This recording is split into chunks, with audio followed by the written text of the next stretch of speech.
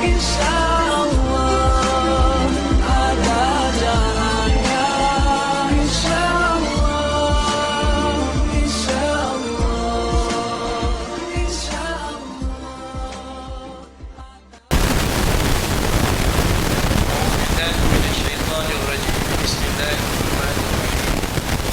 Assalamualaikum warahmatullahi wabarakatuh. Innal hamdalillah nahmaduhu wa nasta'inuhu wa nastaghfiruh wa na'udzu billahi min shururi anfusina wa min sayyiati a'malina. Man yahdihillahu fala mudilla lahu wa man yudlil fala hadiya lahu. Asyhadu an la ilaha illallah wahdahu la syarika lahu wa asyhadu anna Muhammadan abduhu wa rasuluh. Allahumma salli ala Muhammad wa ala ali Muhammad, amma ba'd. Sebelum mula, saya suka kalau tuan-tuan kita buat sikit lagi, insya-Allah. Ini tamat-tamat syurga Allah Subhanahu wa taala. Jadi sinilah hukum kait antara umat Islam dan mereka kuat bersatu bermula daripada dalam masjid, insya-Allah. Kalau di sini mereka duduk rapat-rapat, maka di luar sana mereka tidak akan berpecah belah. Tapi tidak. Ulama kata bila mana dalam masjid pun kita tak duduk rapat-rapat, maka di luar sana kita mudah berpecah belah. Dan terbukti pada hari ini umat Islam berpecah belah dan bergaduh sesama sendiri sampai tak tamat-tamat. Tak nampak ruang tamat tu, tak ada. Malah pergaduhan menjadi semakin besar antara sesama umat Islam. Jadi insya-Allah kita mulakan di rumah Allah Subhanahu wa taala, insya-Allah. Baik. Yang pertama, ucapan terima kasih atas kesudian menjemput daripada PM dan TPM-nya, Pengurusi Masjid dan Timbalan Pengurusi Masjid. Di situ sebutan orang panggil PM dan TPM. Masih baru belajar dulu. Okay, Pengurusi Masjid dan Timbalan Pengurusi Masjid. Baik, seluruh ahli dan kuasa masjid, teruslah perjuangan tuan-tuan meneruskan dakwah agama, teruskan rumah Allah Subhanahu wa taala, kerana bukan semua manusia dipilih untuk jaga rumah Allah. Jaga rumah kita pun dapat pahala, tiba-tiba jaga rumah Allah tidak dapat pahala. Jadi jangan merajuk, jangan kecewa bila ada orang komplain. Kalau biasa, sebab manusia tak pernah puas hati dengan perbuatan manusia lain, sebab jiwanya kotor, insya-Allah, ya. Dan yang kedua, mohon ampun dan maaf kalau siapa yang belum kenal saya, nak perkenal nama sikit. Nama saya Amran Yusof. Kalau tengok dalam IC, Cik Amran bin Mat Yusof, ada Cik kat depan. Berasal daripada Selapau, Kuala Penting, Kedah.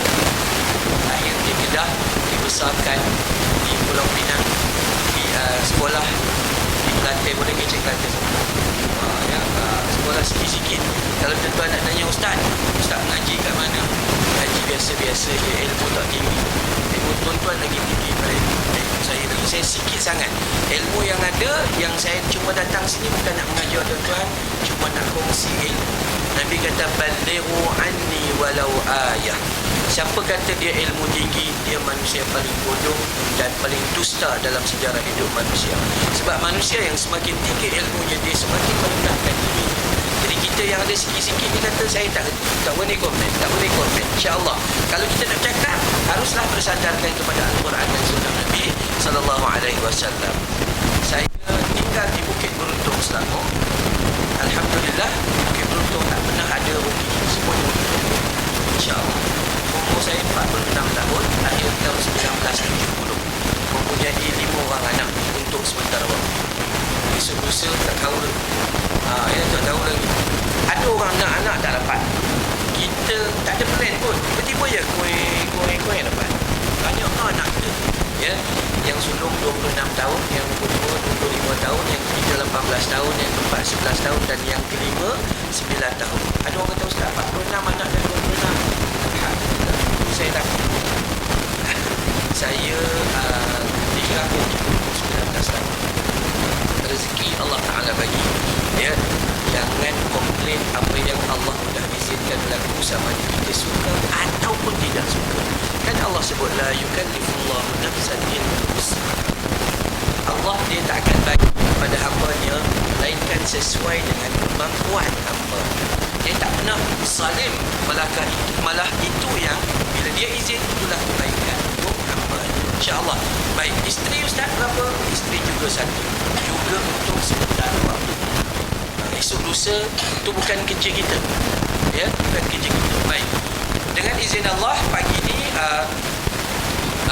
ada kaitan sikit pada yang malam tadi saya apa cerita syurga di masjid Khalil Yaqub Khalil Yaqub. Apa nama tempat dia? Tanjung Minyak. Malam tadi di sana dan hari ini di sini alhamdulillah, syukur pada Allah Subhanahu Wa Taala. Sebelum saya bergerak balik ke Selangor balik, sebab besok akan terus pergi Kedah, ada 4 hari perjuangan di Kedah pula. Syukur pada Allah Taala. Tengoklah setakat kesian ya, tinggalkan anak ini, tinggalkan keluarga. Kenapa? Sebab bila masyarakat luar elok, maka dalam keluarga terjamin. Tapi bila keluarga baik, orang luar jahat keluar, kena itu ya. Jadi orang luar paling penting ia adalah komuniti luar tu jadi elok, insya-Allah. Baik. Saya cuma nak bawa satu ayat Al-Quran sebab kita ni berpandukan kepada Al-Quran. Al-Quran tu adalah manual book kita. Bila beli televisyen, macam mana nak pakai? Buka dia punya buku undang-undang dia. Charge macam ni, tekan button gini, guna remote macam ni. Itulah Al-Quran. Al-Quran adalah kita punya manual book. Al-Quran kata bangun tidur, baca doa, alhamdulillahilladzi ahyana ba'dama amatana wa ilaihin nusyur. Anak-anak cucu baca, atuk tak baca? Anak cucu tanya, atuk tak baca ke? Atuk baca dalam hati. Rupanya atuk tak hafal. Tunggu kita. Bila kita cek-cek, ya Allah, rupanya kita tak berapa cerdik, kita tak kukuh amal kita. Ya, baik. Jadi Al-Quran lah manual book kita. Pagi ni kita nak cerita tentang syurga Allah Subhanahu Wa Taala dan sedikit sifat ahli syurga Allah Subhanahu Wa Taala daripada rujukan kita surah Ali Imran ayat 133. Saya suka sebut kita orang Melayu ada sikit masalah, termasuk Jawa dan Banjar maupun Rawa, lebih kurang je lah asal Melayu ada sikit masalah sebab kita ngaji Quran dalam bahasa Arab, tapi kita baca Al-Quran dalam Al-Lughatul Arabiyyah, tapi kita faham Al-Lughatul Malayuyyah Wal-Lughatul Banjariyah Wal-Lughatul Jawariyah. Jadi kita ngaji Quran dah, ngaji faham tak? Tak faham. Jadi kita tak dapat apa-apa. Quran tu kita tak dapat apa-apa. Apa yang kita dapat dengan Al-Quran hari ini? Al-Quran hanya kita beli, kita gantung kat rumah. Ayatul Kursi gantung. Okay? Ayat 1000 dinar, surah Al-Talaq ayat 3 hingga 4 gantung. Konon-konon gantung dapat rezeki. Gantunglah 10 pun rezeki tak masuk kalau malam ni kerja. Gantunglah. Siapa yang dapat rezeki masa kita gantung? Pakistan sebab tujuan kita beli, kita keluar rezeki. Sebab Quran diturunkan bukan untuk gantung-gantungan, tapi sebab kita tak faham, maka itu kerugian. Jadi kita tak dapat cerita dalam Al-Quranul Karim.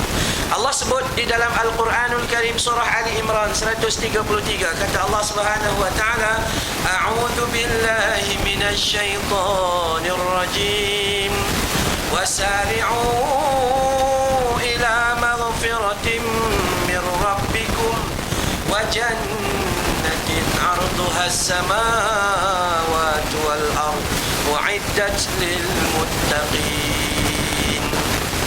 Satu ayat je. Kalau cerita pasal syurga tu, kalau tuan-tuan rajin nanti tuan-tuan balik 133 sampai 136 komplit. Tapi saya nak mulakan satu ayat je sebab kita cuma lebih kurang dari 1 jam kan ya. Jadi kita nak mula daripada 133. Kalau tuan-tuan rajin terus sampai 136 balik rumah nanti insya-Allah. Baik. Allah kata, bersegeralah kamu mencari pengampunan dari Tuhanmu. Itu pertama. Bersegeralah kamu mencari pengampunan dari Tuhanmu, dan apabila kamu dapat pengampunan, maka syurga bagi kamu seluas langit dan bumi.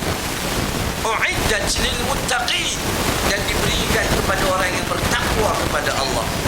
Perkara pertama yang kita nak belajar adalah Allah kata wasari'u, bersegera. Jangan tanggung-tanggung. Semalam saya sebut juga tentang umur. Umur ni ada di antara kita telah diberi umur yang sangat panjang sehingga digelar warga emas. Saya masih gangsa, belum lagi dapat perak, dan belum tentu dapat emas kalau saya mati dalam keadaan 46 tahun, 52 tahun contoh itu gangsa, 52 sampai 58 contoh itu perak, dan 60 ke atas itu emas. Contohlah, contoh. Tapi sayang, ada orang dapat emas, dia tidak mau dari emas yang disediakan oleh Allah. Ada orang sudah dihadiahkan emas, tapi dia masih lama dan lalai daripada pemberian. Sebab itu, warga emas guna kesempatan yang Allah beri. Bukan semua orang dapat hidup 70 tahun. Ramai orang hidup 7 tahun, 17 tahun, 27 tahun. Kita 77 tahun tak mati-mati lagi. Adakah Allah memberi kita umur sia-sia? Tidak. Allah nak beri ruang kepada kita supaya kita mendekati dia dengan segera. Bukan menanggung kehidupan. Sebab itu, wasari'u, bersegeralah. Jangan tangguh lagi. Ya, bersegera. Dalam bab bersegera ni, Nabi sebut dalam 2 hadis yang berbeza. Kata Nabi, bersabarlah kamu dalam semua perkara, tapi jangan kamu sabar dalam 3 dan 1 perkara. Maksudnya 4 perkara. Hadis pertama kata, bersabarlah kamu dalam semua perkara, jangan kamu sabar dalam 3 perkara. Apa dia? Yang pertama, apabila kamu mendengar panggilan solat, maka segeralah solat. Dengar, hayya 'alas solat, hayya 'alal falah. Sambung semuanya. Nak zuhur kan baca. Nanti punya nanti solat zuhur, beri salam zuhur, azan asar. Nampak ya? Nantilah nak kecundang satu waktu. Dengar tak telinga? Nampak tak di mata itu masjid? Nampak. Bawa kereta lalu depan masjid, mereka makan. Bawa kereta lalu pergi kedai mama, mereka makan. Pergi pasar malam ada, tapi masjid mereka makan. Mana melihat masjid, tapi manusia tidak ada makan. Manusia pula terima dengan panggilan yang azan. As-salatu khairun minan naum. Salat lebih baik dari tidur. Dengar tak?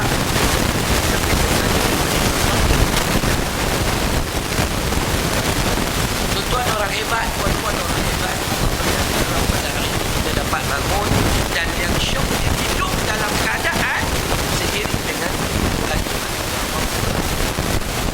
Bayangkan. Sebab itu Nabi kata, jangan bersabar di dalam perkara pertama. Bila dengar panggilan Allah, tolong segera. Jangan sabar-sabar. Takut kejap lagi mati. Sebab itu saya suka ajak ramai-ramai duduk dalam baju saya ni. Kan sebab sebelum jangan kita ni seperti mau hidup panjang, seperti macam yakin sekejap lagi hidup, seperti macam yakin akhirnya kita buat perancangan 2080 contoh perancangan yang kadang-kadang sehingga melupakan diri kita bahawa kita di dalam keadaan.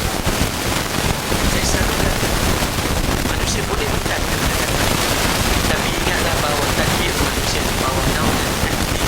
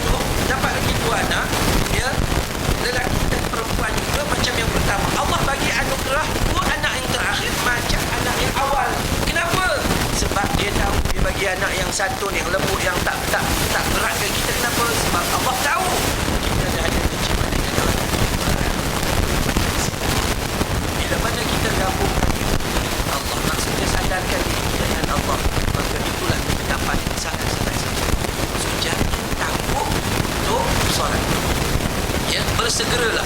Jangan tangguh-tangguh lagi. Tangguh yang kedua apa? Nabi kata jangan kamu bersabar. Yang kedua, apabila ada orang mati, jangan sabar lagi untuk menguruskan jenazah. Jangan sabar. Tak apalah. Balik dia masih apa? Anak dia belum balik, dia pada tanya. Anak dia belum balik, dia pada london. Anak dia balik ketika dia hidup. Dia kena balik ziarah mak bapak waktu mak bapak. Mak bapak mati. Ini 16 tahun tak balik. Dia tiba mati baru balik. Mati menyakitkan hati balik. Balik kenapa? Nak cek harta faraid. Ada tidak? Pandai pula. Orang-orang yang uruskan jenazah akan jumpa macam-macam. Saya uruskan jenazah. Kita akan jumpa macam-macam PL manusia. Macam-macam PL manusia. Oleh itu, marilah kita betulkan. Jangan sabar. Ketiga, ada kematian, segera uruskan. Dan yang ketiga, jangan sabar ketika berdosa untuk minta ampun. Dosa tak? Dosa. Mengatakan rumah boleh tahan. Tapi bila dia minta maaf, nantilah belum raya. Itu raya akan tiba, tapi awak belum tiba. Dosa tak dengan Allah? Dosa. Maka bila nak minta maaf, segera. Ya Allah, ampuni aku ya Allah, ampuni aku ya Allah. Sudah, simple aja. Maka jangan tangguh dalam tiga. Yang satu lagi, hadis lain Nabi kata, sabarlah kamu dalam semua hal, tapi kamu jangan sabar dalam satu hal. Apa dia? Seorang janda. Dia seorang janda. Apabila dia berkenan kepada seseorang lelaki lain, dan dia rasa hidupnya itu perlukan lelaki untuk jaga dia selepas kematian suaminya atau selepas perceraian dengan suami pertamanya. Bila mana hatinya berkenan, maka sampaikanlah isi hati. Dia tak disimpan gitu. Bunuh orang ketiga, bagi tahu. Kalian tahu tak?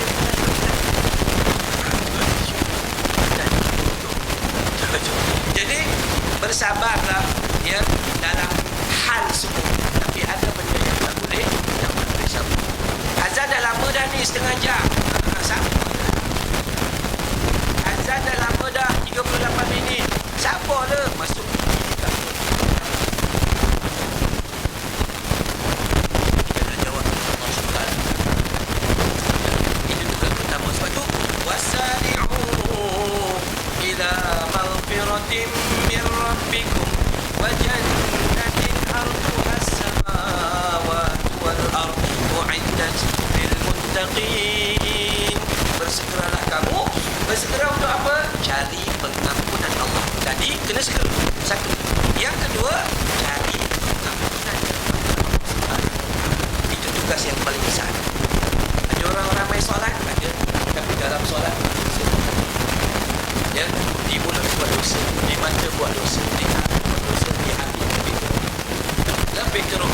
Dan manusia tidak pernah mampu mengelak daripada melakukan dosa. Tapi manusia mampu memohon ampun atas segala macam dosanya kepada Allah. Dan Allah janji, innallaha yang maha pengampun lagi maha penyayang. Dia tidak mampu mengelak dosa. Kadang-kadang kita di masjid, kita buat dosa.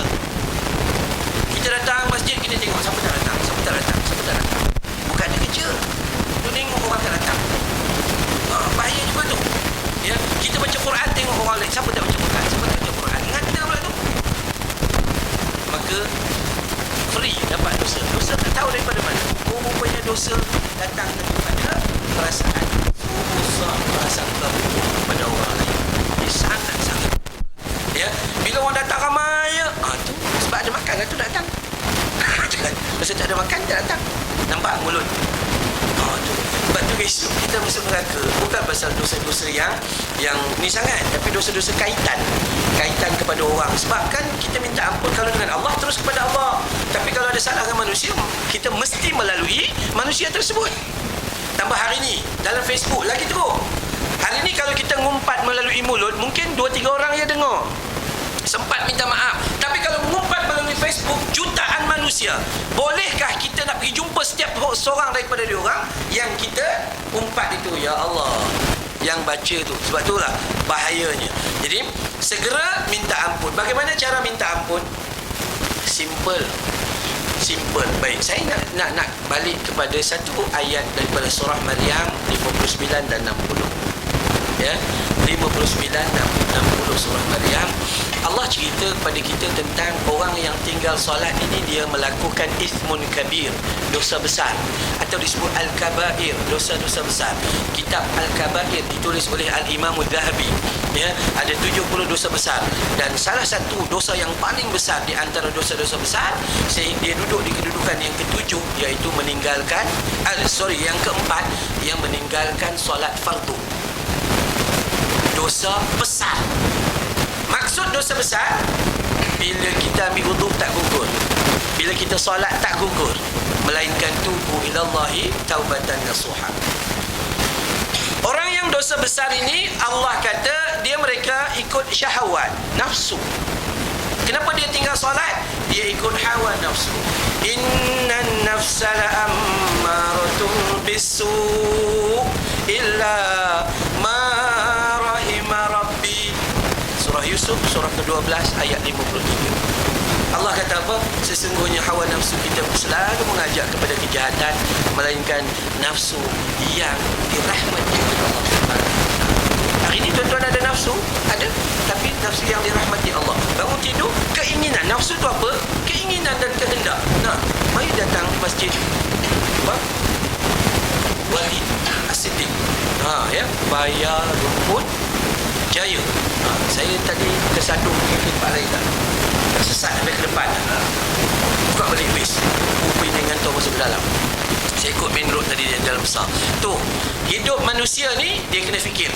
Ya, dia kena fikir sebab takut-takut kita termasuk golongan yang lara sebab ikut hawa nafsu. Inna nafsa la'ammaratun bisu'. Lepas tu tolonglah jadi golongan yang macam mana? Golongan yang sentiasa minta ampun, minta ampun, minta ampun, minta ampun. Ramai orang ngaji Quran, ramai. Tambah hari ni kita kan belajar tanda-tanda akhir zaman. Tapi kita belajar tanda akhir zaman semua yang buruk je kan. Tapi dalam tanda akhir zaman, dalam hadis yang sahih, ada bagi tahu bahawa sesungguhnya dalam hadis yang sahih, tanda-tanda akhir zaman itu apabila ilmu sudah diperolehi dengan begitu mudah dan ramai orang beramal tapi bukan kerana mardhatillah, bukan cari redha Allah. Hari ini ilmu dah duduk masjid tak banyak buat macam ni. Tapi alhamdulillah sekarang ceramah, baca kitab, macam-macam, tazkirah Jumaat pun ada dan sebagainya. Mudah tak dapat ilmu? Mudah. Tapi tanda akhir zaman kena cek. Itu sebab tu kena mengaji hadis. Saya mengaji khususan hadis, takhasus hadis. Jadi bila kita mengaji bab tu, ya Allah, peringatan yang perlu ambil masuk dalam jiwa kita. Baik. Imam An-Nawawi meletakkan sifat untuk bertaubat, untuk minta ampun. Kalau kaedah minta ampun, Imam Nawawi kata pertama sekali, mau tubu ilallahi taubatan nasuha adalah berhenti daripada melakukan dosa tersebut. Apa yang kita tengah buat dosa besar? Awak tengah berjudi contoh. Atau kita orang Melayu ni ada satu masalah. Mari mas semayang tak? Mari. Jaga bini elok tak? Jaga elok. Anak-anak semua hantar sekolah agama. Tapi dia duk main nombor ekor. Nombor ekor tak boleh tinggal. Tak tahulah kenapa. Sedangkan memang nombor ekor tu haram pun. Kan? Tapi dia tak boleh tinggal. Maka tinggalkan yang tu. Dosa besar kan? Itu dosa besar. Maka bila nak bertaubat, pertama kata Imam Nawawi, berhenti daripada melakukan dosa tersebut. Habis. Berhenti. Bila berhenti, cukup tak berdosa lah. Okey, itu jalan taubat. Yang kedua, rasa berdosa dengan apa yang telah kita lakukan. Ya Allah, apa benar aku buang umur lama penuh dah. Aku dah umur 60, dah umur 70. Orang lain ni mengaji Quran umur 17 dah hafaz Quran. Aku dah 70 merangkak. Dia rasa berdosa dengan umur dia yang telah dia buang. Ini bagus. Ini dia rasa berdosa. Kadang-kadang kesian. Orang perempuan bagus, orang perempuan semakin kuat sekarang. Belajar mengaji Quran, kumpulan marhaban, kumpulan baca Yasin daripada rumah ke rumah. Patutnya orang perempuan tak payah marhaban. Ya.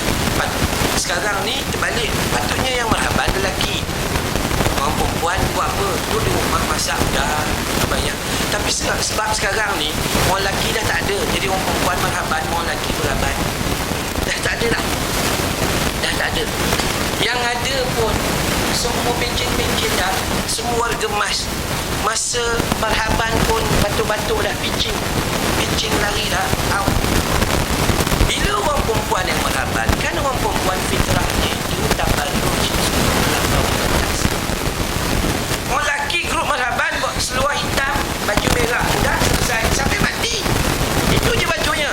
Kumpulan marhaban Masjid Paya Rumput Jaya, baju seluar hitam, baju merah. Contoh, orang perempuan marhaban sebulan sekali tukar baju. Tak ada kerja. Tukar baju. Lagu tu daripada zaman Jepun attack Malaya sampai sekarang. Itu lagu. Lepas tu bila kita dengar dengar dia marhaban, ingatkan selera makan, bukan selera hilang selera dan pergi lapor perut ni pergi dengar marhaban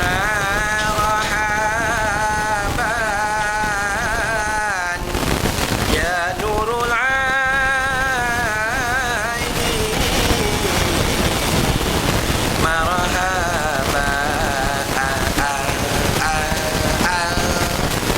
import daripada China kan, tak tahu apa benda ni marhaban. Bagi orang lelaki lah kalau nak marhaban. Orang perempuan tak payah marhaban lah. Orang perempuan masak bagi suami makan, jaga anak-anak, dah halal jannah. Masuk syurga Allah Subhanahu Wa Taala. Jadi berhenti buat dosa, cantik. Kemudian rasa berdosa. Dia jangan kata tak ada apa-apa. Bila kita rasa berdosa, baru kita nak minta ampun. Dan yang ketiga, azam, aku tidak akan mengulangi. Itu taubat. Ya. Pertama, berhenti daripada buat dosa yang kita takut tadi itu. Kedua, rasa berdosa dengan semua umur yang kita telah habiskan itu. Dan yang ketiga, apa dia? Yang ketiga, perlu ingat iltizam atau berazam bahawa kita tidak mahu mengulangi lagi.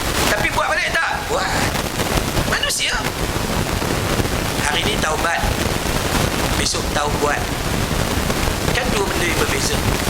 Taubat lagi, tahu buat lagi. Sampai bila kena buat itu?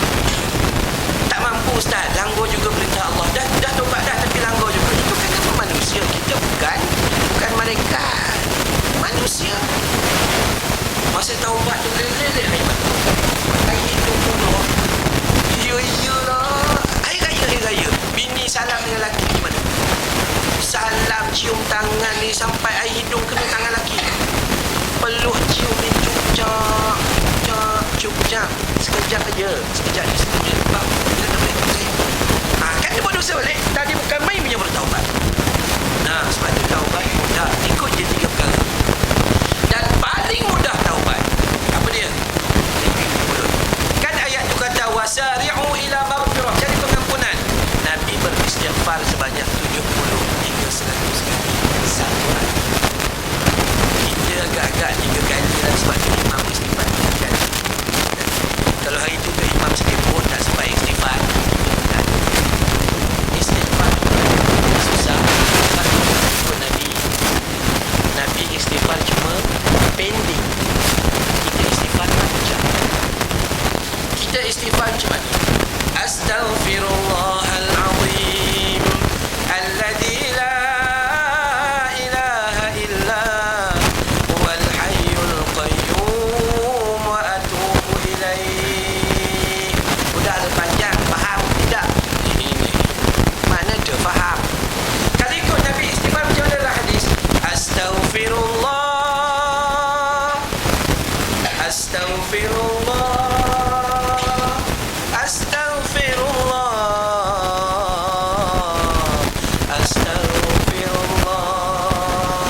kita boleh, ya Allah ampuni aku, ya Allah ampuni aku, ya Allah ampuni aku, ya Allah. Maka benda tu jadi mudah pada kita, tak berat. Memang tak berat. Macam kita solat sunat duha. Dalam hadis kata solat sunat duha macam solat sunat yang lain-lain. Nabi buat 2, 4, 6, 8, 10, maksimum 12 rakaat. Tapi kita buat berapa? Ustaz buat berapa Ustaz? 12 tolak 10. Tinggalnya cuma 2. Tapi buat berpanjangan dalam hidup itu lebih baik daripada buat 12 tahun ini, tahun depan baru buat. Tak apa buat 2. Islam mengajar cuma Fatihah, Qul ya ayyuhal kafirun, Fatihah dengan Qul huwallahu ahad. Tapi orang Melayu pandai-pandai nambah tulis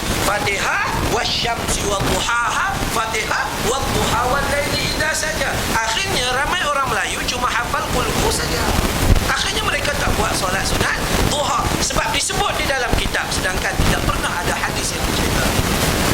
Kita suka nambah-nambah, tak puas hati. Apa yang Nabi udah buat tak pernah puas hati. Aku kena nambah, Nabi tak pernah sempurna. Seperti itu. Sebab kita suka tambah-tambah. Itu yang jadi masalah pada kita. Jadi tolong istighfar dengan mudah. Minta ampun. Astagfirullah, astagfirullah, astagfirullah.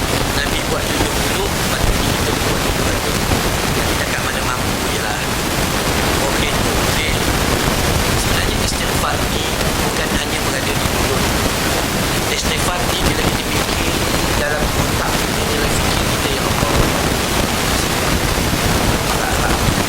itu istighfar. Dalam hati fikir, ya Allah, aku dah orang lain ngaji, cukup ngaji. Tanya bini ni, ini agak hukum apa ni agak? Makcik ni hukum apa? Idgham mutamatsilain berguna. Waduh, hebat. Tanya lagi, makcik ni hukum apa? Idgham mutajanisain wa idgham mutaqaribain. Sebab makcik mengaji lama, pakcik tak mengaji juga. Tanya pakcik ni hukum apa? Panjang. Ingat kau harakat dia. Tanya tak tahu hukum. Baik kita bantu. Bukan hukuman asli ke pakcik? Pakcik tu terus jawab, bukan. Hukuman palsu.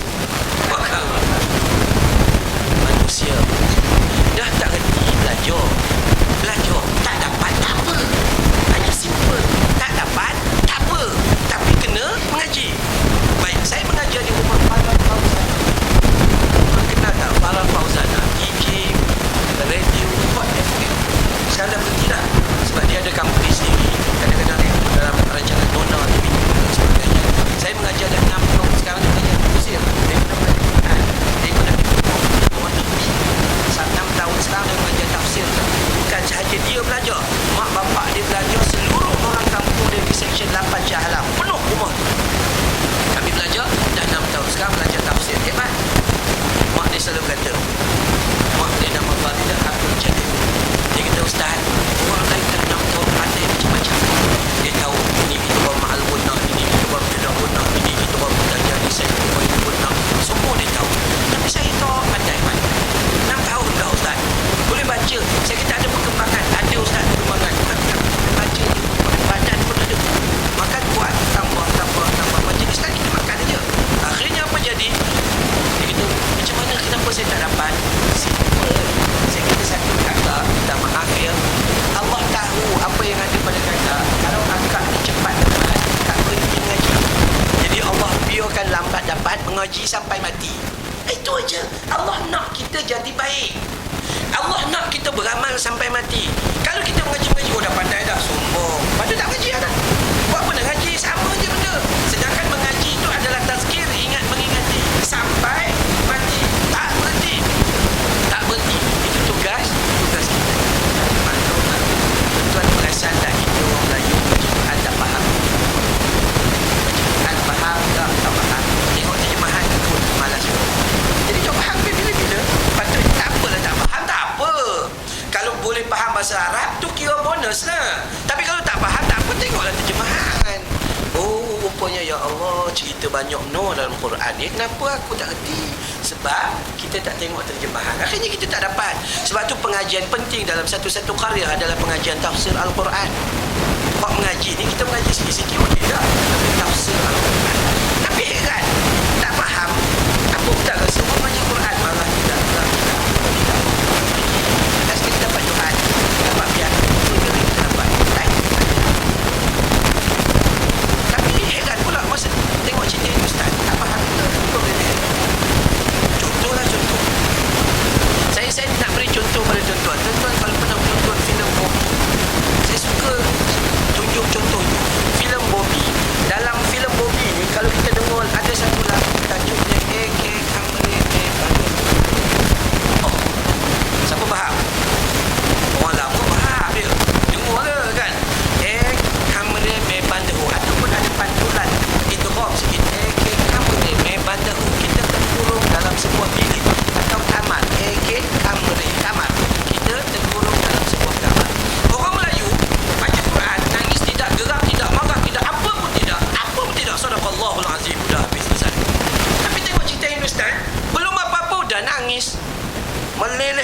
sokseng. Contoh. Filmnya apa? Bobby. Lagunya apa? Eke kamre me pada. Cuba tengok apa maksud dia semua. Dia kata, bahar sekoi under na asake. Biasa dengar tak? Under sekoi bahal na jasake. Socho kabik esa ho to kya ho. Socho kabik esa ho to kya ho. Om tum eke kamre me bande ho. Oh chabi ho ja.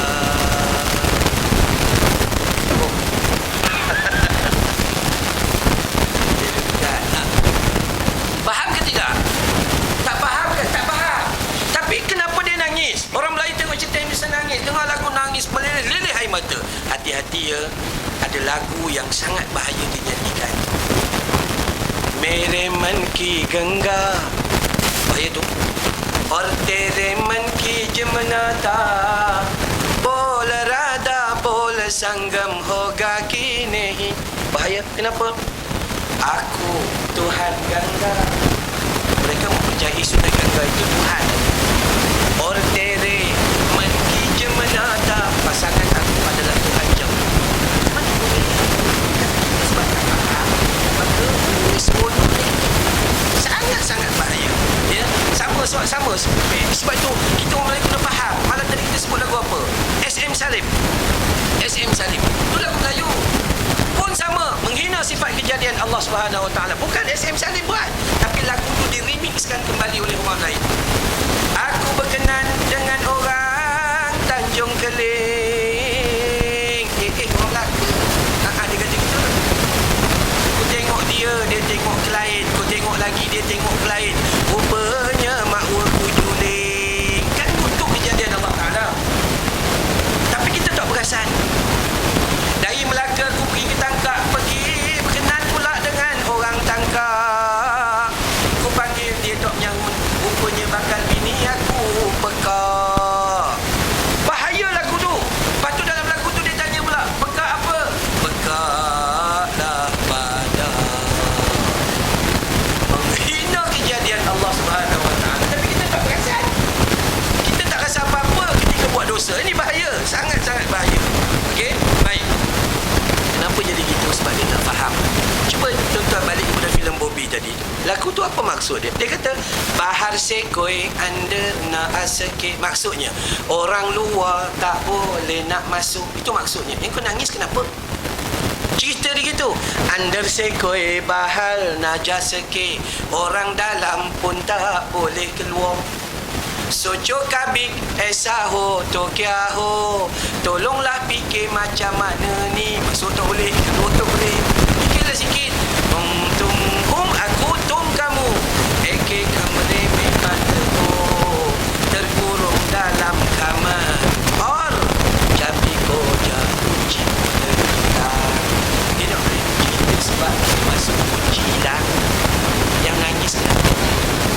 Bukan ini lah. Manusia, setan dia akan masuk dalam tubuh badan manusia bila mana dia tak ada ilmu. Akhirnya ilmu yang sedikit untuk orang satu gajah. Akhirnya ilmu yang dulu masa tak belajar ilmu, masa tak dengar ceramah, masa tak baca kitab, tak pandai kata ke orang. Sebab dia pun tak berbelok dia kata. Semenjak datang ke surau ni 2-3 hari, boleh kutuk orang boleh tahan. Nampak? Dia pergi surau, tapi rupa-rupanya dia pergi dengan pusingan syaitan. Tu nak kena jaga tu. Baik. Kerja kita minta ampun, segera minta ampun pada Allah Subhanahu Wa Taala. Wasari'u ila maghfiratin min rabbikum. Minta ampun daripada Tuhan. Wa jannatin arduhas samawati wal ardh. Allah bagi kepada orang yang dapat pengampunan ini syurga yang seorang-seorang tu antara langit dan bumi luasnya. Tak payahlah risau sangat di rumah. Kalau kita ada rumah kita 70 kali 20. Ustaz kecil no. Ada orang rumah duduk rumah flat keluasannya cuma 640 kaki persegi sahaja. Tak payah risau sebab Allah sediakan rumah bagi kita besok di syurga antara langit dan bumi. Setiap seorang daripada kita. Sudah, Allah dah janji untuk kita. Ini kita sibuk beli rumah 20 kali 70, tambah belakang 10 kali 15, tambah depan 10 kali 10. Waduh, sehingga kita lupa rumah kita sementara dalamnya cuma 4 kaki setengah, lebarnya 2 kaki setengah, panjang 6 kaki. Nah, bantal pun tak ada. Besok masuk kubur, bantal pun tak ada. Tapi sekarang punya takabur, sombong kita dengan Allah. Tidur tilamnya 8 inci. Tilam air pula tu. Tilam itu isi dalamnya air. Itu waktu sejuk. Orang tahan kita sejuk. Dia tidur cukup penuh nikmat. Hebatnya kita hari ni cari duit beli tilam. Nabi boleh tak beli tilam? Boleh. Macam-macam Nabi boleh buat. Semua Nabi tak mahu. Kerana dia kata pada Sayyidina Uthman, Affan, ya Uthman, kamu jelah tidur atas tiang itu. Aku diorang. Uthman nampak belakang Nabi ketika Nabi bangun daripada tidur, ada macam cop main dam tu, macam dam haji tu. Oh, sampai begitu. Uthman menangis tengok Nabi SAW. Bayangkan kalau kita sayang pada Nabi, hari ni kita tidur atas tilam apa? 5 inci, 8 inci, Dreamland, Daimler Pillow, Vono, Maya Karin. Ia jaga tulang belakang. Ini manusia sangat bahaya. Waktu tidur di dalam kubur itu, ada bantal? Mana ada bantal? Hari ini kita sombong dengan Allah Subhanahu Wa Taala. Tuan-tuan, kehebatan yang ada pada Nabi SAW seharusnya jadikan pengajaran pada kita. Hari ini kita tersangat lawak, kita tersangat lalai. Anugerah Allah Subhanahu Wa Taala bagi kita lupa syukur. Baik, kita tengok. Jangan cerita banyak, saya cerita ikut saja. Saya doa pada Allah Subhanahu Wa Taala ketika saya khutbah di Masjid Ar-Ridwan Hulu Kelang. Satu masjid yang cukup besar, khutbah Aidul Fitri atau Aidul Adha. Ya, saya doa, ya Allah, ya Rahman, ya Tuhan kami, ampuni dosa kami yang ada handphone ini, ya Allah. Sebab kami telah salah guna duit yang kau bagi. Kami banyak beli handphone daripada bersedekah jariah. Memang betul. Beli handphone 2,500 Apple. Beli handphone Samsung. Nasib baik tak beli Samsung. Dia beli handphone itu, ini, laptop dan sebagainya. Habis beribu-ribu ringgit. Cuba bawa duit ribu-ribu mari ke sini. Tengok tabung masjid payar rumput ni. Agak-agak boleh masuk tak dalam tabung? Susah. Bawa RM50, pergi pasar malam. Apa yang kita dapat RM50? Tak ada apa-apa. Kita kata, duit kecil sekarang ya. Cik. Bawa RM50 yang sama. Mari ke masjid. Besar tak duit tu kalau nak buang tabung? Hai, besar no duit ni. Siapa buat? Setan menguasai kita. Sampai bila kita nak biarkan setan menguasai kita? Ya, sebab itulah hati-hati. Kita jadi, bila nak cari akhirat, bila nak cari syurga, kita jadi manusia paling kedekut bila nak cari syurga. Tapi untuk ke neraka, pergi tengok bola. Satu bola Yahudi campak masuk dalam stadium. 50,000 orang tak solat dekat stadium. Campur antara lelaki dan perempuan. Datang masjid, tak payah pakai tiket, free pun tak datang. Makan dia ada, cuma masa ceramah pun tak datang. Sana tengok bola, berhempas pulas buang duit.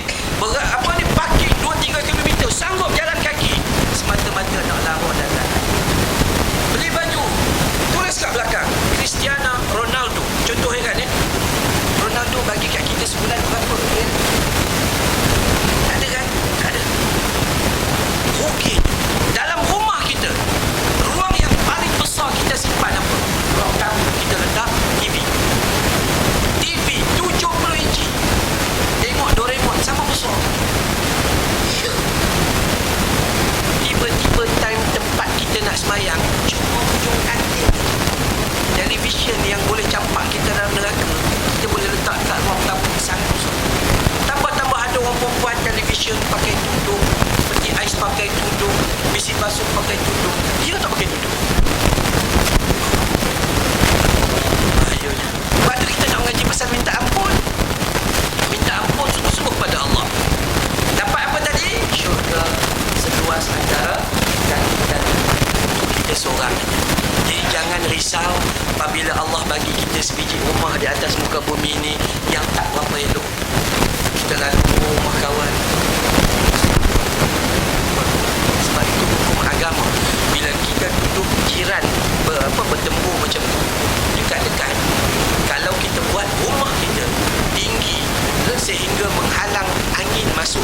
kawan kita ni, maka kawan kita ni layak hidup di akhirat kita. Itu susah kawan kita. Lepas tu bila nak buat apa-apa, tolong minta kebenaran dia. Tapi kita sombong kan, kita duit banyak. Tuan, manusia sombong pakai sembang sangat bahaya. Dia terlupa diri dia. Kita dicipta daripada cuma setitis air mani.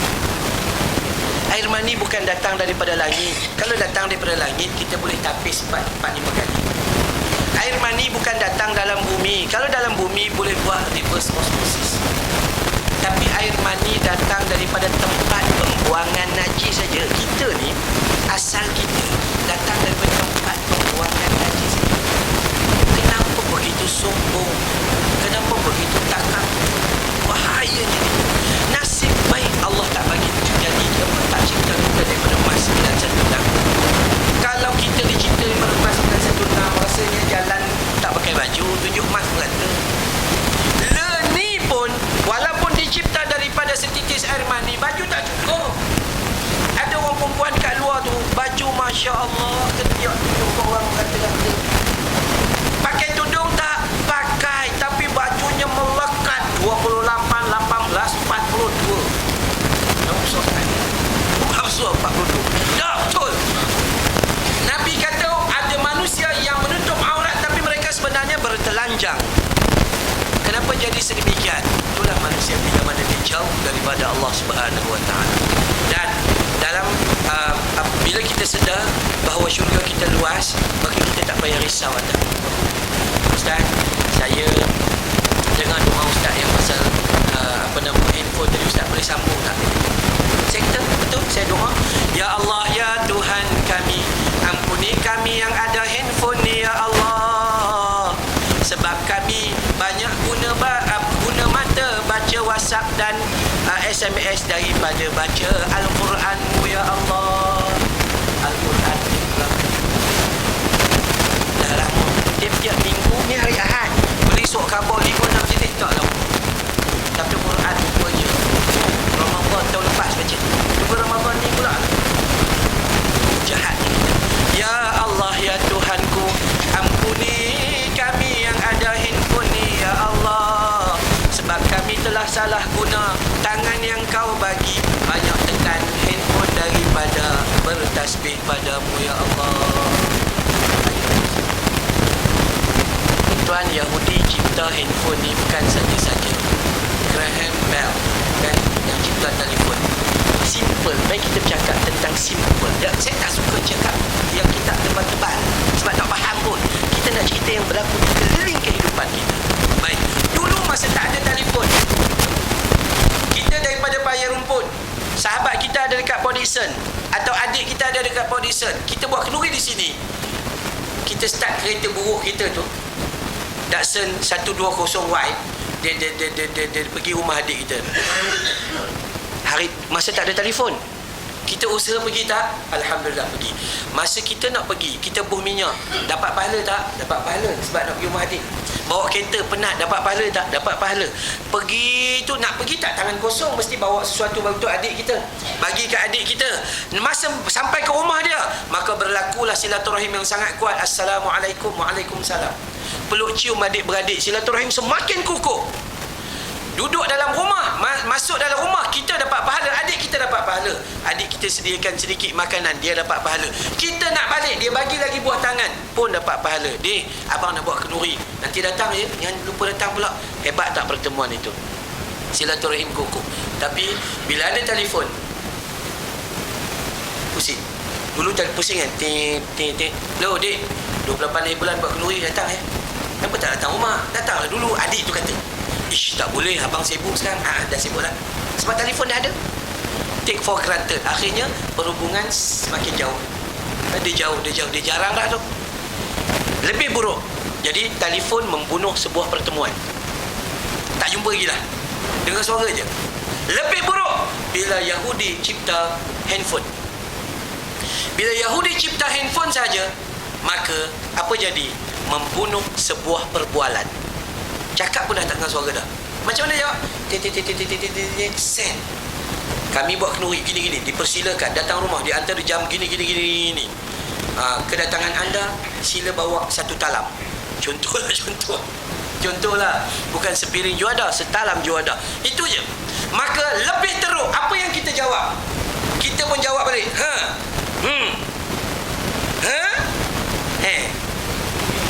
Itu je yang kita jawab. Tulis tidak, cakap pun tidak, apa pun tidak. Semakin hari, semakin jauh kita di antara sesama umat Islam. Sebab itu umat Islam, bila dia benci sama orang lain, dia tak rasa dia bersalah. Bila dia putus hubungan, dia tak rasa bersalah. Sebab kasih sayang dah semakin tak ada. Tak ada dah. Itu sebab tu baiklah kita kembali bersyukur pada Allah. Suami nak dapat kehebatan, terima je lah apa yang ada pada bini. Tenang aja. Bini pun macam tu. Terima je lah. Sudah, tak payah duk komplain. Kita kalau nak tengok, ya Allah, bini aku rambut kalah, makin kembang. Iya, makin kembang. Jangan lupa, awak pun makin buncit. Jangan dia tengok bini makin kembang, kita pun makin buncit. Jangan tengok ini, tengok nikah lain ni. Kerja kita menikah lain aja.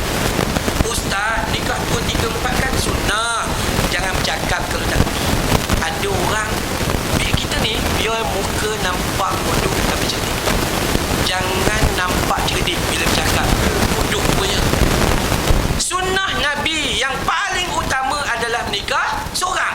Sebab ketika Nabi menikahi Khadijah, pernahkah Nabi memadukan dia? Tak, sehingga Khadijah meninggal dunia. Lepas 3 tahun lepas tu baru Nabi menikah.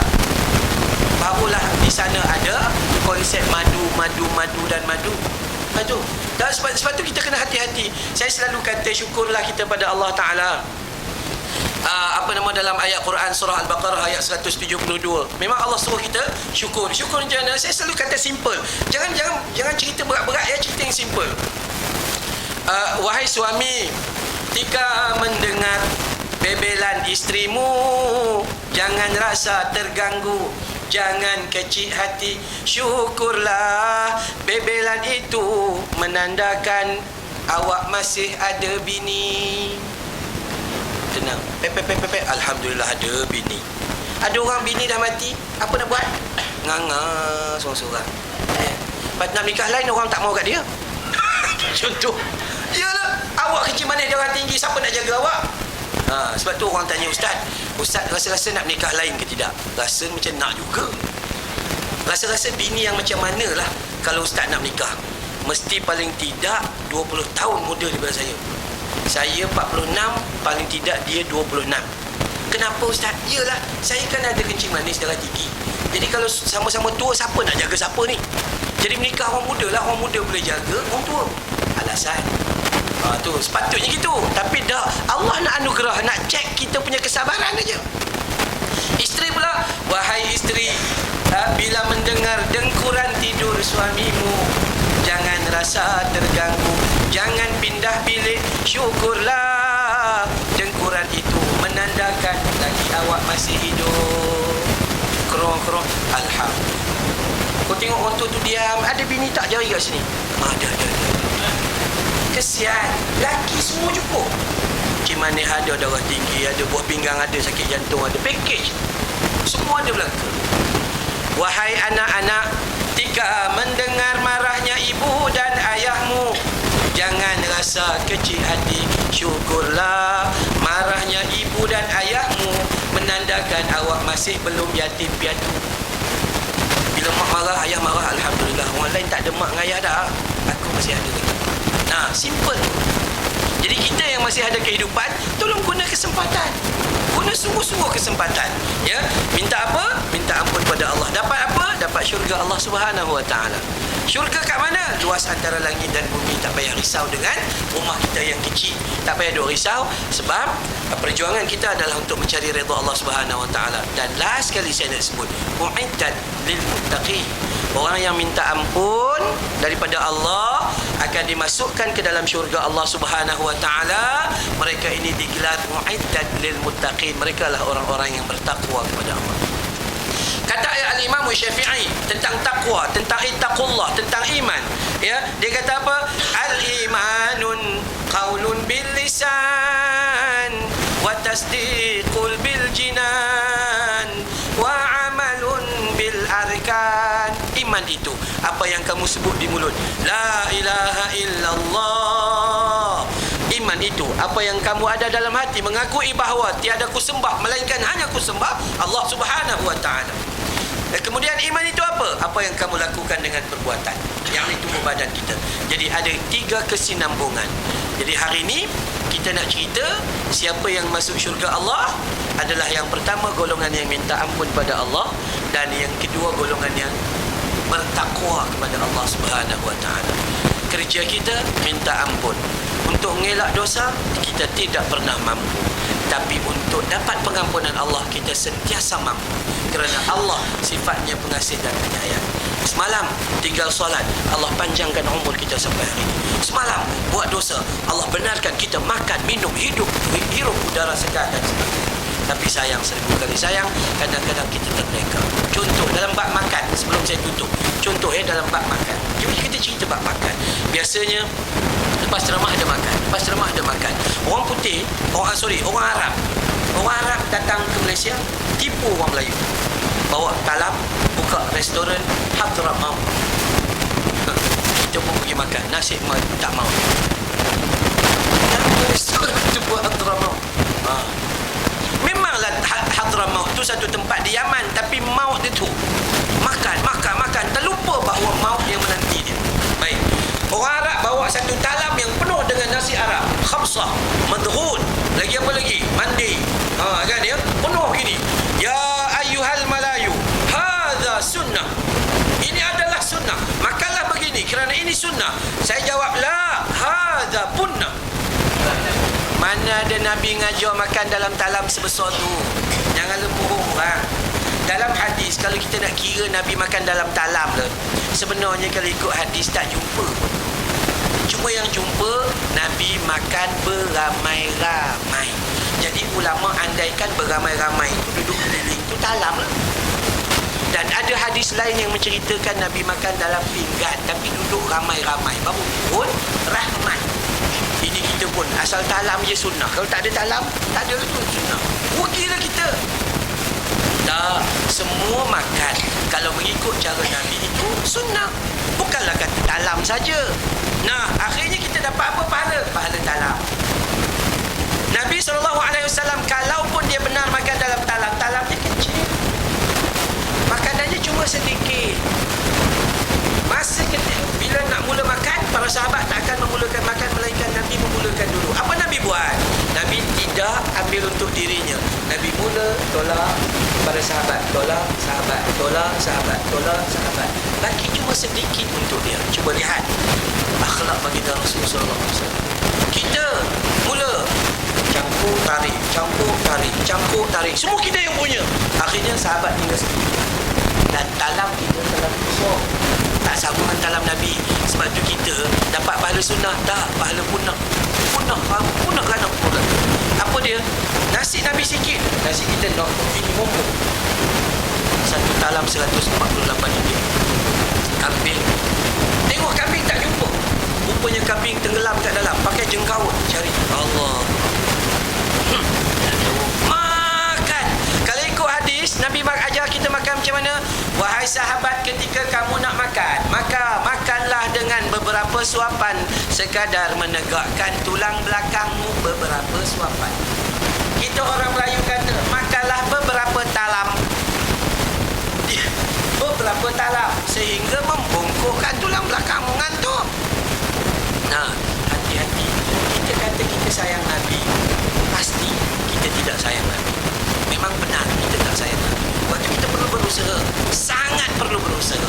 Sebab kita banyak kerugian dalam kehidupan. Sunnah ada di hadapan mata kita tak nak. Contoh, pagi tadi orang mati. Contoh, pagi ada orang mati, kemudian malam kita buat kenduri. Nabi kata apa? Apabila wahai orang kampung, masak makanan, hantar rumah Ja'far. Rumah Ja'far ada orang mati. Itu sunnah. Kita pula Melayu tukar. Wahai orang kampung, rumah Ja'far ada orang mati, jom pergi makan. Apa yang kita nak jawab dengan Allah Ta'ala besok? Macam mana kita nak jawab dengan Nabi SAW? Yang paling buruk tu imam pula terpesan. Adik, bapak kau mati bagi tadi kan? Kau siapkan apa-apa malam kang, masjid nak datang. Tengoklah ayam goreng ke apa gitu. Ya Allah, imam sendiri yang suruh buat perangai dia itu. Patut orang kampung masak hantar makanan rumah dia, bukan kita pergi makan. Tambah pula si mati itu umurnya 40-an, tinggal 2 orang anak kecil yang masih belum akil balik. Harta itu harta anak yatim. Besok masuk neraka kita geng masjid dan surau semua, sebab itu yang pergi. Pantang makan free 3 malam berturut-turut. Di Kelantan ada sebahagian lagi buat 7 malam berturut-turut welfare. Makan percuma. Pernahkah kita fikir? Tak pernah fikir kan? Tak pernah fikir dan tak pernah tengok dalam hadis Rasul sallallahu alaihi wasallam. Maka kesimpulan apa? Simpul kita atau khulasah kita adalah minta ampun pada Allah. Itu tugas pertama seorang mukmin. Kemudian Allah akan bagi syurga. Dengan siapa lagi? Bersama dengan orang yang mu'addat lil muttaqin, orang yang bertakwa pada Allah Subhanahu wa taala. Wallahu a'lam. 1-2 soalan. Kalau ada, silakan. Apa-apa je insya-Allah. Malam tadi nak buka juga tapi terhad yang malam tadi. Ini okey insya-Allah. Apa-apa je soalan. Kalau nak rasa nak tanya, tanya je. Jangan nanti tanya kan Ustaz kecil hati pula. Orang Melayu asyik kecil hati. Bila nak besar hati ya? Kecil je. Tak apa, tanya je. Tapi tanya kena ikhlas lah. Sebab ada orang tanya, dia memang tak reti. Itu bagus ikhlas dia. Dia tanya. Dia selepas tu dia reti. Ada orang tanya, dia tu reti dah. Tapi bila dia bercakap, orang tak nak ikut sebab dia bukan Ustaz. Jadi bila tanya Ustaz kata, baru dia ikut. Ada orang tanya, dia nak test Ustaz tu boleh jawab atau tidak. Yang tu tak payah tanya. Yang nombor 3 tu, dia tak payah tanya. Kalau takkan nak tanya ilmu, insyaAllah. Baik, 1-2 minit. Boleh saya tunggu. Silakan.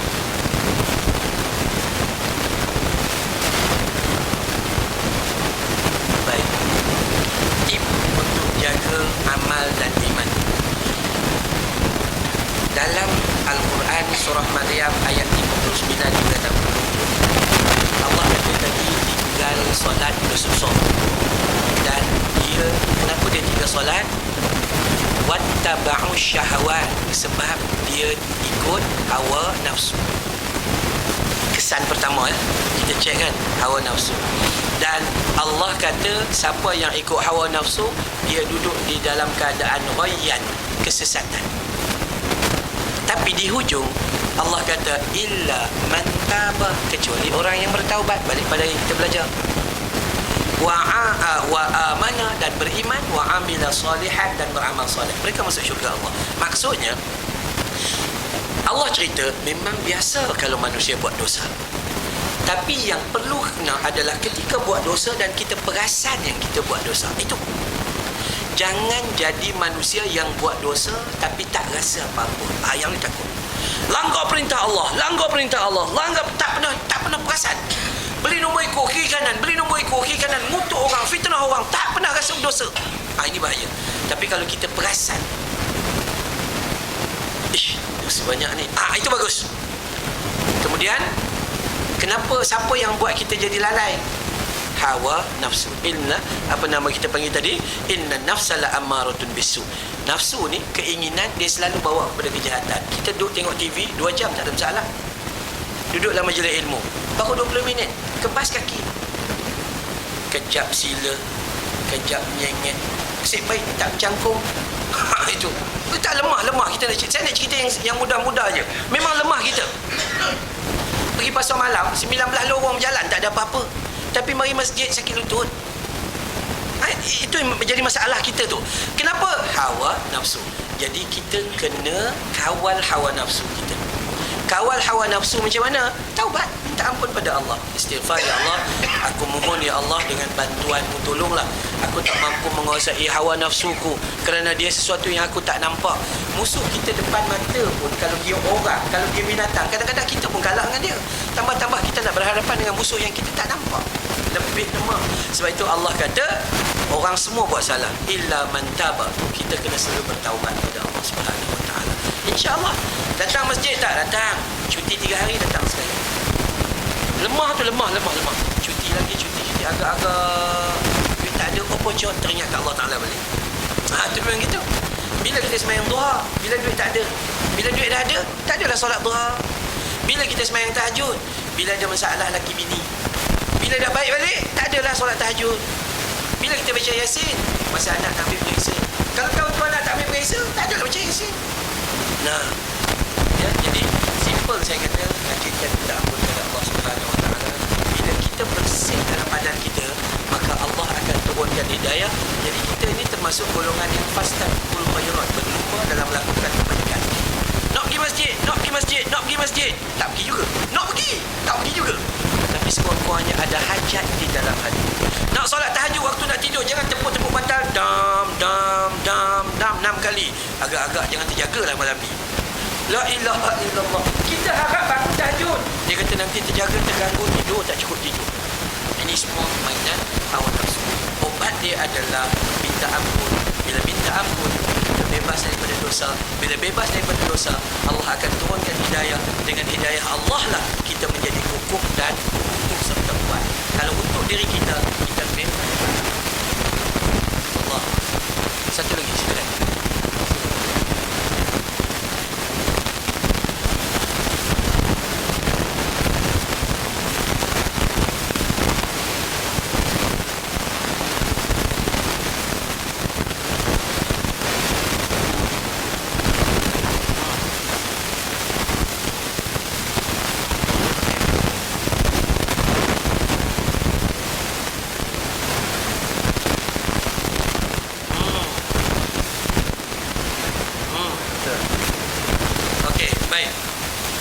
Masjid ni yang pertama adalah untuk beribadah pada Allah. Yang kedua, masjid ini dijadikan solat jamaah disebabkan untuk menyatupadukan silaturahim antara sesama Muslim.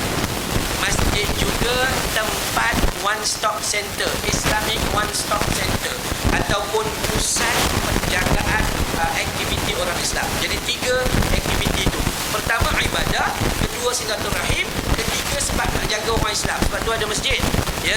Jadi aktiviti masjid ataupun peranan masjid bukan hanya solat jamaah sahaja, tetapi majlis ilmu atau mengambil berat tentang ahli yang ya.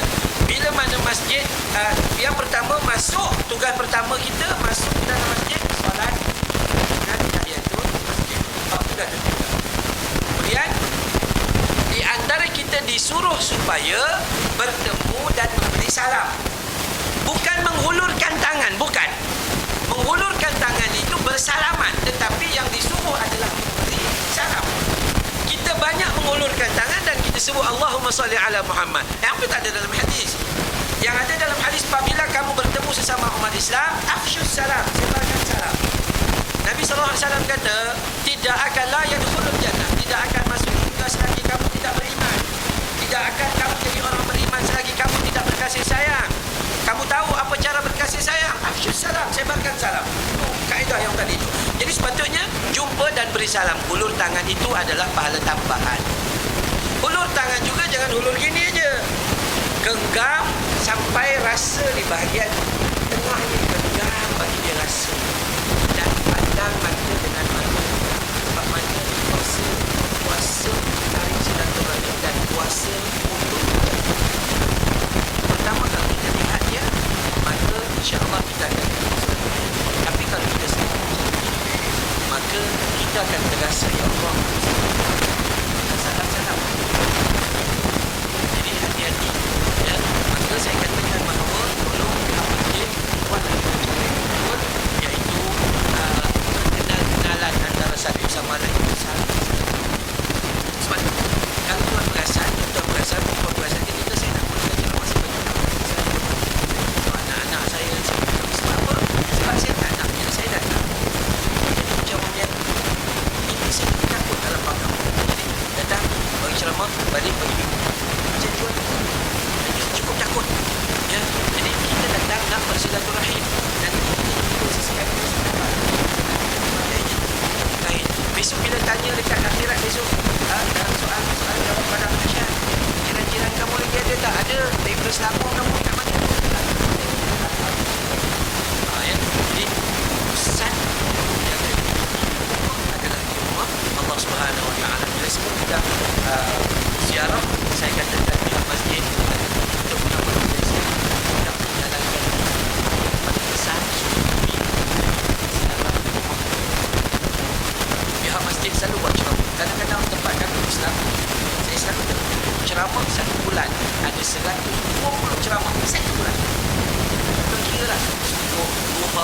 asar, zuhur, maghrib, isyak. Banyak ada 100. Majlis ilmu banyak. Tapi bila mana dia tinggal sunat yang besar, maka dia tak dapat amal. Dia dapat ilmu tapi dia tak beramal dengan ilmu. Ilmu itu jadi mudarat, bukan jadi manfaat. Faham? Lepas tu sunnah Nabi kena jaga. Jaga macam mana? At least satu minggu satu kali hari Khamis tu. Hari-hari pertama cuti mungkin satu kali bagi kita punya grup pertama masuk jalan sana, jalan sini, ziarah daripada rumah ke rumah, terutama rumah orang yang tak datang masjid atau jarang datang masjid. Itu dakwah namanya. Kita bukan suruh buat ceramah dalam ni dan harap orang datang, bukan. Kita sebagai pendakwah kena turun pergi cari orang untuk didakwah macam mana sunnah Nabi sallallahu alaihi wasallam. Bila kita buat semata-mata kat sini, maka bila orang tak datang kita kata orang tu datang sebab kita tak turun. Bila tuan-tuan keluar grup-grup ni, bawa buah tangan, ambil duit masjid, beli barang. Ustaz, boleh ke duit masjid? Ya Allah, duit masjid bukan awak yang punya, duit masjid orang awam yang punya, maka digunakan untuk orang kampung. Itu disuruh bawa 3 beg beli beras Taj Mahal, kita beli Taj Murah, ya, beli isilah apa-apa yang patut, ziarah di rumah orang yang jarang datang ke masjid atau tak pernah datang ke masjid. Orang Melayu bukan, bila orang dia tak pernah datang masjid, tiba-tiba pergi balik buat ada sedikit sentuhan selesai. Masjid, insyaAllah kita jangan cerita banyak. Ya, baca bicara orang. Oh, kayu ni innallaha wa malaikatahu yusalluna 'alan nabi. Siapa ni? Tapi ketahuilah bahawa orang yang tak pergi ke masjid maka hukum dia. Jangan itu. Jangan. Itu orang tak cerdik. Dakwah ni simple. Ada orang kata Ustaz dan ini Ramadan yang lepas berlaku. Ustaz bagi tahu tadi solat tarawih paling banyak 41 rakaat. Yes. Saya mengajar kitab Al-Fiqhul Islami wa Adillatuhu, Dr. Wahbah Az-Zuhaili. Kitab Fiqh 4 mazhab. Berdasarkan hadis yang sahih. Hanafi, Maliki, Syafi'i wa Hanbali ada di antara mereka menyebut 41 rakaat, 39 rakaat, 29 rakaat, 27, 25, 23, 13 dan paling sedikit 11. 8 tambah 3. Ustaz, saya nak tanya hukum. Hukum apa? Ustaz buat tadi 8 tambah 3. Saya nak tanya ni. Tanya apa? Awak buat berapa? 4 ke? Saya tanya dia balik. Awak buat 4 ke? Tak ada. 8? Tak pernah. 20? Lagi jauh. Habis selama hidup, umur dia 48 tahun. Selama hidup buat berapa? Selama hidup setiap malam Ramadan saya buat cuma 2 je. Buat 2, saya duduk, kemudian saya mori, lepas tu balik. Saya buat 2 sepanjang hidup. Apa hukumnya Ustaz? Hukumnya lebih baik daripada tak buat langsung. Jangan kita kata 2. Apa nak dapat kalau buat 2? Nampak? Sebab tu jangan cakap kalau tak hati. Nampak bodoh? No, kitanya. Itu je simple. Maka yang terbaik adalah pihak masjid kena main peranan untuk bina silaturahim dan yang paling penting ucap salam. Afsyus salam, ambil berat tentang orang kampung. Wallahu a'lam. InsyaAllah moga-moga kita dapat kebaikan. Dan minta izin pada pihak masjid, saya nak war-warkan sikit tentang madrasah saya. Dan saya pengetua di Madrasah Raudhah Al-Ilmi, ya. Saya juga panel dalam program Tanyalah Ustaz. Besok pun saya ada rakaman sebenarnya, program Halaqah, Positif Pagi, TV3 dan sebagainya. Pengetua Madrasah Raudhah Al-Ilmi di Bukit Beruntung. Saya ada satu pusat pengajian Islam berkitab, bukan pusat tahfiz. Pusat tahfiz ni dah banyak sangat dah, dan kita risau sebab pusat tahfiz ini membina tape recorder saja. Jadi anak-anak disuruh hafal. Akhirnya anak-anak tak tahu apa yang dia hafal. Jadi kita bina tambahan untuk anak-anak belajar yang hafal Quran. Sampailah bila dia hafal, kita tak bagi dia pencernaan tentang tafsir, tentang makhraj sebutan, tentang tajwid, tentang matlamat penghafazan dan sebagainya. Jadi di tempat saya kami mengaji kitab pagi, belajar talaqi Al-Quran dengan guru setiap seorang. Pengajian kedua tafsir Al-Quran sahih, tafsir Ibnu Kathir. Pengajian ketiga, pengajian akhlak kitab Syama'il Muhammadiyah Imam Tirmizi. Pengajian keempat dalam bab Aqidah Al-Iman wal Hayah Dr. Yusuf Al-Qardawi. Pengajian yang kelima, kitab hadis Imam An-Nawawi, hadis Arba'ah, hadis 40. Pengajian keenam, iaitu kitab Fiqh Sunnah Said Sabiq, mengajar tentang fiqh. Jadi 6 pengajian. Pengajian ke-7 dan ke-8 itu bahasa Arab dan sebagainya yang lebih kurang. Jadi kita bagi anak-anak kita menguasai dan memahami ilmu, bukan menghafaz. Kita bukan tak baik kita nak hufaz ni bagus, bukan kita nak al-hafiz saja, tapi kita nak al-faham.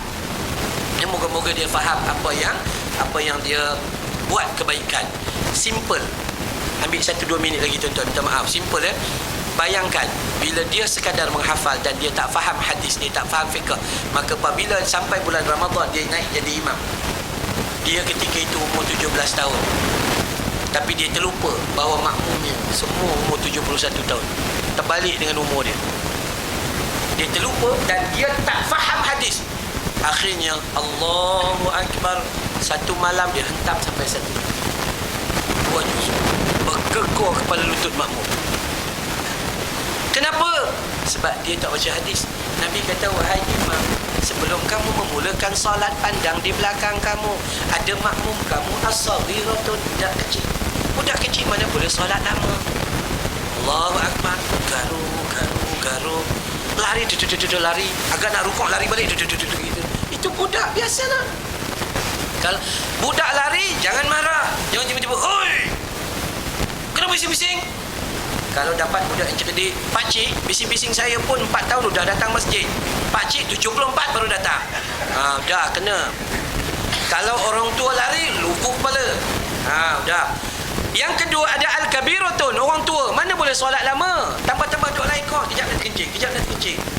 Al-dhaif, orang yang lemah. Al-marid, orang yang sakit. Maka sebab itu, wahai imam, pendekkan, ringkaskan, mudahkan bacaanmu. Tapi bila kamu solat sendirian, baca panjang mana yang kamu suka. Itu hadis Nabi.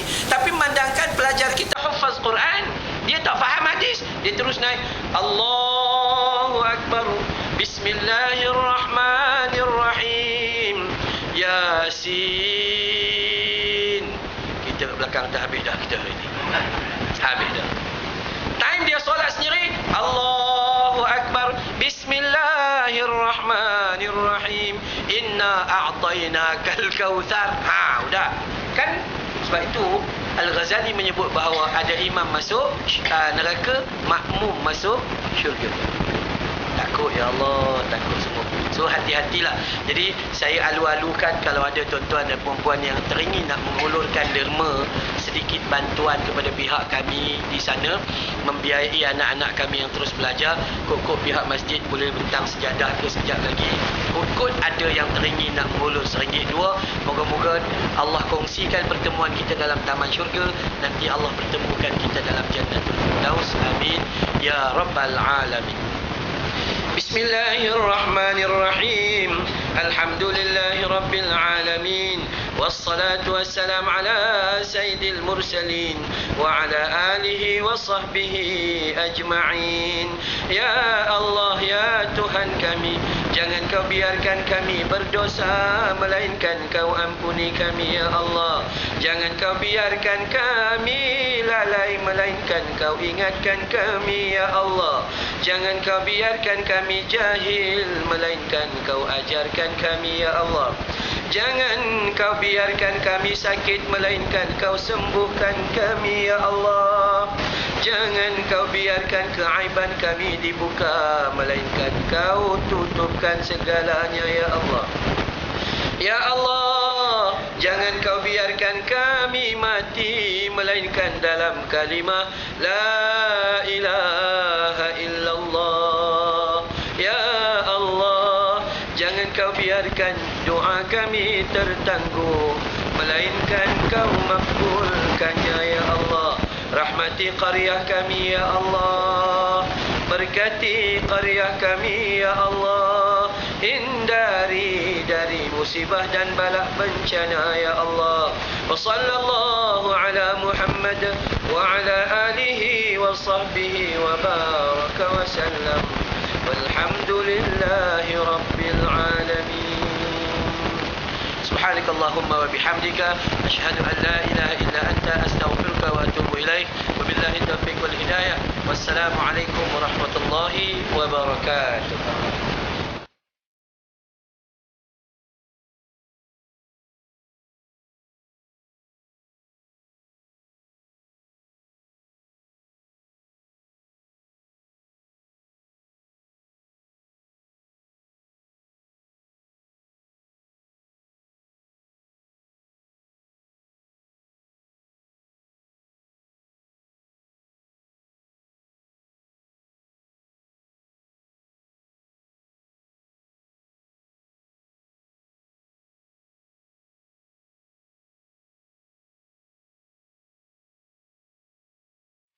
Let's raise our hands.